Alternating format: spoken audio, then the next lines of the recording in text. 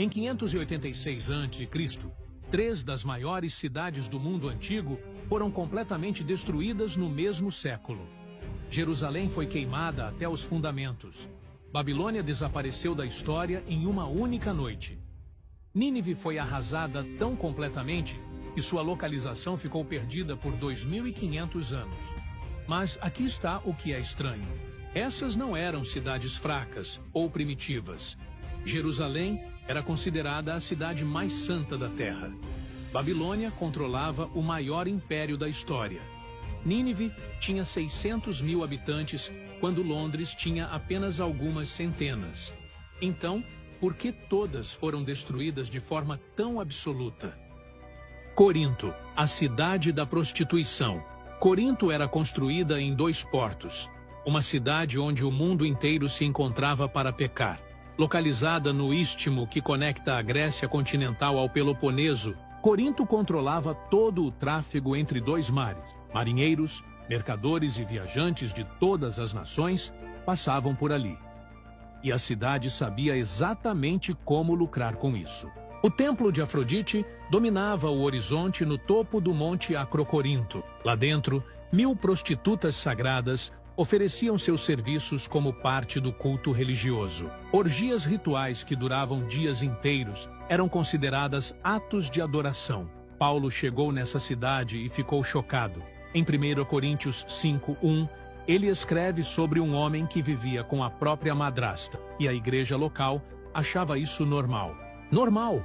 As ruas de Corinto fervilhavam de prostituição. Marinheiros vinham de toda a parte do mundo mediterrâneo especificamente para isso. A cidade tinha 2 portos movimentados, e cada navio que chegava trazia mais clientes famintos por pecado. Mas o pior não era apenas a imoralidade sexual, era como isso infectou até mesmo os cristãos. Paulo teve que escrever 2 cartas inteiras para tentar limpar a igreja dessa podridão moral. A expressão agir como um coríntio virou sinônimo de prostituição em todo o Império Romano. Era uma cidade onde até mesmo os cristãos estavam dividindo a mesa da comunhão com demônios. Mas se você acha que Corinto era ruim, espere até conhecer a próxima cidade. Uma cidade onde até mesmo os comerciantes praticavam magia negra para lucrar mais. Éfeso, a capital da feitiçaria. Livros de magia valendo 50.000 moedas de prata foram queimados em praça pública. Isso equivale a 137 anos de salário de um trabalhador comum. Éfeso era a Las Vegas da feitiçaria no mundo antigo. A cidade inteira girava em torno do templo de Diana, uma das 7 maravilhas do mundo antigo. Mas esse templo escondia muito mais que beleza arquitetônica. Dentro dele, sacerdotisas praticavam rituais com sangue humano. Comerciantes vendiam amuletos amaldiçoados que prometiam riqueza e poder. As ruas estavam cheias de adivinhos, médiuns e necromantes oferecendo seus serviços. Paulo pregou em Éfeso por 2 anos seguidos, conforme Atos 19:10 relata. Mas o que aconteceu depois foi uma das maiores revoltas espirituais da história. As pessoas começaram a se converter e queimar publicamente seus livros de magia. Os ourives que fabricavam estatuetas de Diana entraram em pânico. Demétrio, o líder deles, incitou uma multidão gritando por 2 horas seguidas: "Grande é a Diana dos Efésios!" A cidade inteira entrou em tumulto. Éfeso era uma cidade viciada em poder sobrenatural. Cada esquina tinha um feiticeiro. Cada casa guardava amuletos diabólicos. Até mesmo cristãos novos ainda carregavam objetos de magia escondidos. Mas a próxima cidade da nossa lista conseguiu ser ainda pior. Uma cidade que começou santa e terminou como a maior traidora da história. 3. Jerusalém. Jerusalém começou como o lugar mais sagrado da terra. O templo de Salomão brilhava com ouro puro. A presença de Deus habitava ali fisicamente. Era para ser a luz das nações. Mas, em Ezequiel 16:15, Deus usa uma linguagem que choca. Confiaste na tua formosura e te prostituíste por causa da tua fama, e derramaste as tuas prostituições sobre todo o que passava. Dentro do próprio templo de Deus, os sacerdotes instalaram prostitutas cultuais, mulheres que se ofereciam sexualmente como parte dos rituais pagãos. O lugar santíssimo virou cenário de orgias religiosas. Jeremias 7:30 registra algo ainda pior. Os filhos de Judá fizeram o que parece mal aos meus olhos, diz o Senhor. Puseram as suas abominações na casa que se chama pelo meu nome, para a contaminarem. Eles colocaram ídolos dentro do templo de Deus. Não ao lado, dentro. Estatuetas de deuses pagãos ficavam a metros da Arca da Aliança. Mas a traição mais brutal estava por vir. Em 2 Reis 21:6, o rei Manassés fez algo impensável. Também queimou a seu filho, e adivinhava pelas nuvens, e era agoureiro, e ordenou adivinhos e encantadores. O rei de Jerusalém queimou o próprio filho como sacrifício. Na cidade de Davi, na cidade escolhida por Deus, as mulheres de Jerusalém choravam pelo deus Tamuz dentro do templo. Os homens adoravam o sol de costas para o altar de Deus. A cidade santa tinha virado o quartel-general da rebelião contra o céu.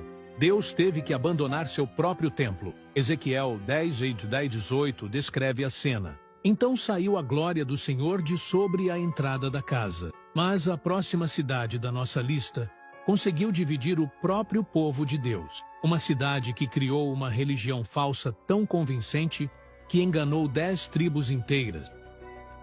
4. Samaria, a capital da divisão e idolatria. 10 tribos de Israel simplesmente desapareceram da história por causa desta cidade. Samaria começou como uma estratégia política genial. O rei Omri comprou uma colina por 2 talentos de prata e construiu uma capital rival a Jerusalém. Mas o que ele realmente fez foi criar a primeira religião falsificada da história. Em 1 Reis 16:25, a Bíblia é direta. E fez Omri o que parecia mal aos olhos do Senhor, e fez pior do que todos os que foram antes dele, pior que todos os anteriores. Isso inclui reis que praticavam sacrifícios humanos. Seu filho Acabe elevou Samaria a níveis de maldade inédito. Casou com Jezabel, uma princesa sidônia que trouxe 450 profetas de Baal e 400 profetas de Azera. Samaria virou a central de operações de 2 cultos demoníacos simultâneos. Mas o pior não eram os rituais pagãos. Era como eles perverteram a própria religião de Israel. Jeroboão I havia criado bezerros de ouro em Dan e Betel, dizendo ao povo: muito te será subir a Jerusalém.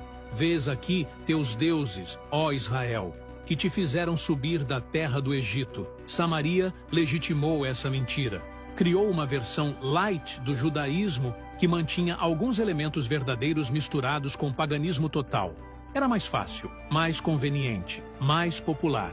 As consequências foram devastadoras. Em 2 Reis 17:6, o veredicto final. No ano 9 de Oséias, o rei da Assíria tomou Samaria e transportou a Israel para a Assíria. 10 tribos inteiras foram deportadas e nunca mais voltaram. Samaria conseguiu algo que nem Sodoma havia feito: apagar tribos inteiras do mapa. Se você acredita que misturar a verdade de Deus com mentiras é perigoso, comente Deus é único para mostrar sua fé na verdade pura das Escrituras. Mas a cidade que vem a seguir era diferente. Não era uma capital política ou religiosa. Era uma fortaleza militar que guardava segredos tão sombrios que até uma prostituta preferiu trair sua própria gente. 5. Jericó, a fortaleza da corrupção. Uma prostituta salvou sua família inteira, traindo uma cidade fortificada. Mas por que ela fez isso? Jericó era considerada inexpugnável. Muralhas duplas de 8 metros de altura cercavam a cidade mais antiga do mundo. Mas por trás dessas muralhas aconteciam coisas que fizeram até uma prostituta como Raabe escolher o lado de Deus. Josué, de 2:1, registra que os espiões israelitas entraram na casa de uma mulher prostituta, cujo nome era Raabe, e pousaram ali. Mas a pergunta é: por que Raabe os ajudou? A resposta está em Josué 2:9-11. Raabe confessa: bem sei que o Senhor vos deu esta terra, porque ouvimos que o Senhor secou as águas do Mar Vermelho, e o nosso coração se derreteu, e não há mais ânimo em homem algum.